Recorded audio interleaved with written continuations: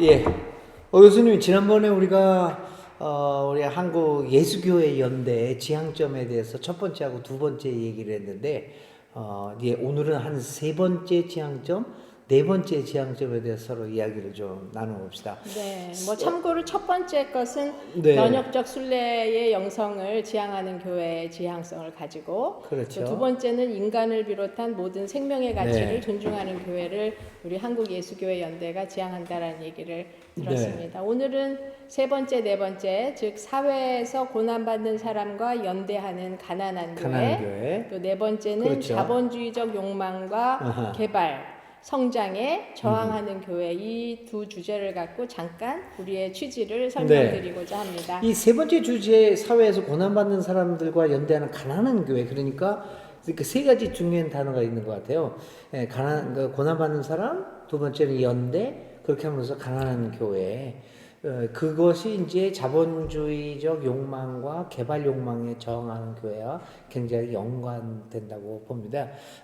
그래서 한번 세 번째 먼저 우리 오 교수님이 이런 걸 중심으로 먼저 얘기했어요. 이렇게 딱 바톤을 넘기는 거예요. 네, 저는 실제로 그 한국 예수교회 연대를 함께 구성하고 시작하게 된 동기는 제 스스로가 고난받는 사람이라는 자의식이 있었어요. 우리가 고난 없이 사는 사람은 없을 것이고, 특별히 지난 수년간의 어떤 특별한 삶의 정황 속에서 제 스스로가 고난을 받았다라는 것이 실제로 연대를 하게 했고, 그 연대 속에서 언제나 우리 한국 사회 또는 세계에 존재하는 모든 정황에는 고난의 사람들이 있겠구나라는 생각으로 이어졌죠. 그래서 우리 교회는 일반적으로 고난받는 자를 향해서 연대해야 되는 교회로 있어야 하지만 우리 스스로가 고난받는 교회여야겠구나. 왜냐하면 예수님이 그렇게 사셨었으니까. 예수님이 고난받지 않고 영화와 부귀를 누렸던 사람들을 위해서 일을 하셨던 분이 아니고 그의 사역을 하셨던 분이 아니기에 우리는 어떤 체제, 어떤 사회 상황에서 살더라도 그 사회에 반드시 고난받는 자는 있다.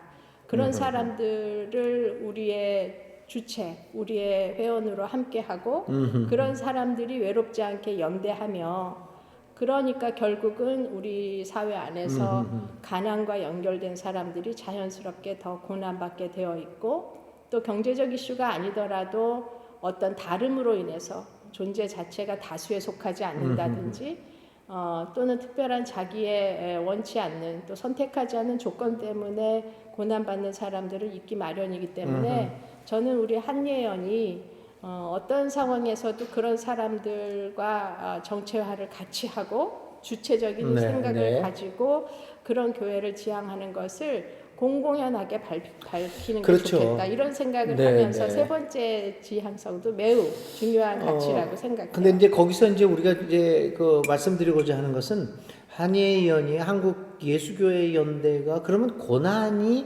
삶의 가장 중요한 덕목이냐, 그 이야기를 하고자 하는 것은 아닌 거죠.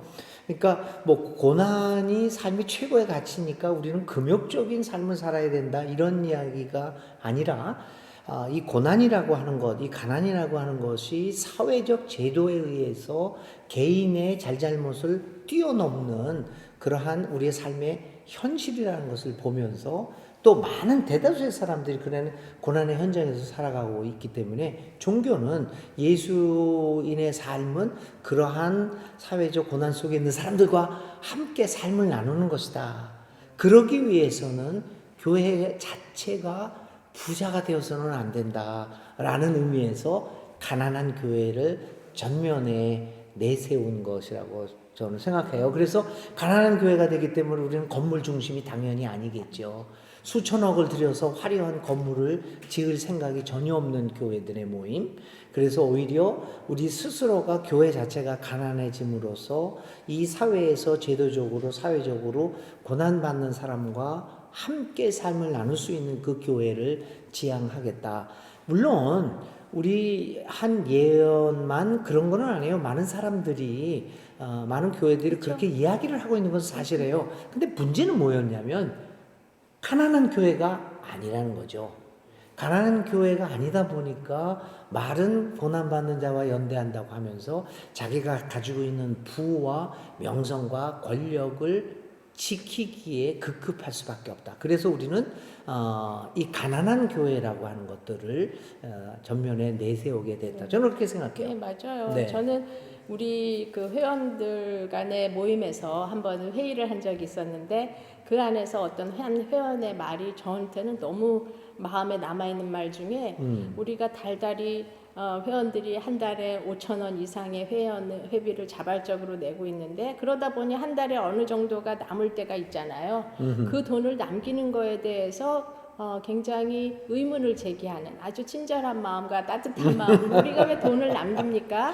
왜 이 작은 돈 몇만 원 안 되지만 이 돈을 왜 쌓아둡니까? 라는 질문이 아주 저에게는 커다란 울림이 주는 그런 네. 질문이었어요. 맞습니다. 뭔가를 남기지 않고 그걸 소비하기 위해서 하는 게 아니라 가난한 자와 더불어 함께 먹고 나누면 우리가 쌓아갈 필요가 없죠. 네. 그렇게 일하는 교회, 더불어 나누는 교회. 사실 그런 그 한국 생각이 교회뿐만 중요하다고 아니라 봐요. 전체적인 교회, 세계 교회 문제가 너무 부자가 됐다는 거죠. 그렇죠. 그러니까 부자가 부자들의 교회예요. 된 한국 교회. 부자들의 교회고 부자들의 또 교회가 교회 됐죠. 자체가 건물주가 됐고 네. 이 이제 굉장히 사유화하고 많은 있고. 사유하고 돼서 부자가 됐다는 거에서 그래서 우리는 그 흐름을 거슬러 올라가면서 가난한 교회를 교회 지향점에 일부러 넣었다 이렇게 그러다 보니 생각을 뭐 합니다. 네 번째 주제하고 자연히 네네. 흘러가게 되겠네요. 네 번째 주제가 우리 자본주의 그거 얘기하는 거잖아요. 그렇죠. 자본주의적 욕망과 욕망과 개발 성장에 저항하는 교회. 사실 수용하는 요즘 게 아니라 저항하는 교회. 교회요. 사실 우리 안타까운 거는 기독교 믿음과 자본주의라고 하는 특정한 경제 체제가 동일시되고 있다는 거죠.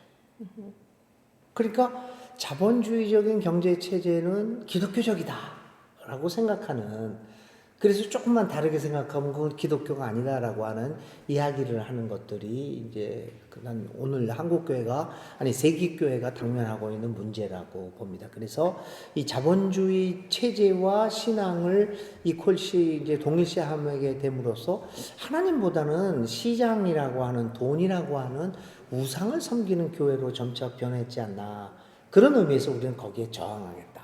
그렇죠. 그런 걸 얘기하는 거죠. 네. 네. 그렇죠. 뭐 어쨌든 생산 관계가 자본주의 시스템을 가지고 있는 현 사회에서 살면서 그것을 저항한다라는 것은 이 사회의 어떤 시스템을 다 갈아엎자 이런 얘기는 아니죠. 우리 여전히 자본주의의 프로덕트를 다 입고 있고 사용하고 있고 그렇게 살아가지만 우리가 지향하는 것은 이런 자본화된 사회 안에서 거기에 물질의 만문에 사로잡히지 않고 예수 정신으로 어떻게 대안적이고 정말 모두가 함께 같이 나누고 살 수 있느냐 이것을 꿈꾼다고 봐요. 그래서 우리 한국 교회의 아주 두 가지 특성, 제국주의적 그 시혜적 차원에서 선교를 한다든지 교회 밖을 바라보는 시선이라든지 또는 물질로서 모든 것을 할 수 있다라고 하는 그리고 뭐 선교나 가난한 자를 돕는다라는 것이 그냥 교회의 하나의 토크니즘 이 정도를 네네. 하면 됐지 않아? 그런데 이런 것도 좀 해야 되지 않겠어? 라는 하는 그러한 소극적인 태도에서 벗어나서 요즘은 포스트 콜로니얼리즘이라고 하는 얘기를 하지만 우리 안에 내면화된 자본주의의 물씬 숭배에 젖어든 이 식민사고로부터 탈주하고 누군가를 부리고 누군가에 대해서 시혜적으로 위치를 가지고 있는 그 자기 위치를 그렇죠. 벗어나려고 하는 우리의 식민사관으로부터 벗어나는 저항적 영성을 우리가 어떻게 하면 담아내고 그것을 현실적인 교회의 형태에서 구현해 나갈까 그걸 고민하는 거예요. 우리가 이미 답을 가지고 이렇게 하자 이렇게 해라 이러는 거 절대 아니고 그런 지향을 가지고 고민하는 사람들이 여기 와서 편하게 고민하고 편하게 토론하고 안전하게 자신의 아픔을 나누고 그렇죠. 그런 것이 저는 우리 그건 한예의 이제 꿈이에요. 신앙이라고 하는 것은 기독교 신앙이라고 하는 것은 기본적으로 이 우리를 지배하고 있는 체제의 욕망에 저항하는 시스템이라고 보는 거예요. 이게 이제 자본주의적인 욕망에 대해서 우리가 저항하지 않으면 우리가 과연 정말 예수를 따르는 신앙인이라고 말할 수 있을까? 이런 것들을 보게 되는 것이죠. 그러니까 자본주의적 욕망에 사로잡히다 보면 모든 물질을 기준으로 해서 한 인간의 가치를 결정하고 한 교회의 가치를 그런 식으로 결정하는 것은 예수님의 그 생각과 예수님이 꿈꿨던 그러한 하나님 나라하고는 정면으로 반대되는 모습이 아니겠는가. 그래서 우리는 이 자본주의적 욕망과 성장과 개발에 대한 욕망에서 벗어나고자 하는 그러한 교회, 그러한 신앙인의 모습들, 그러한 예수인의 삶을 살고자 하는 것. 네. 뭐 그것이라고 보고, 저는 요즘 우리 현대를 살아가고 있는 우리들을 지배하는 가장 큰 사상은 이 자본주의적 욕망이라고 봅니다.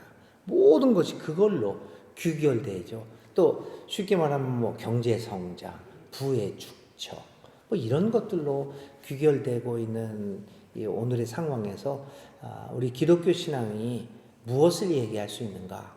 그런 의미에서 우리 한예연은 이러한 자본주의적 욕망에 저항하는 교회라는 것을 네. 표면에 네. 세우게 되었습니다. 그렇죠. 그래서 좀 더 저는 30, 40대 청년 회원들이 우리 한예연 회원들로 많이 계시는데요.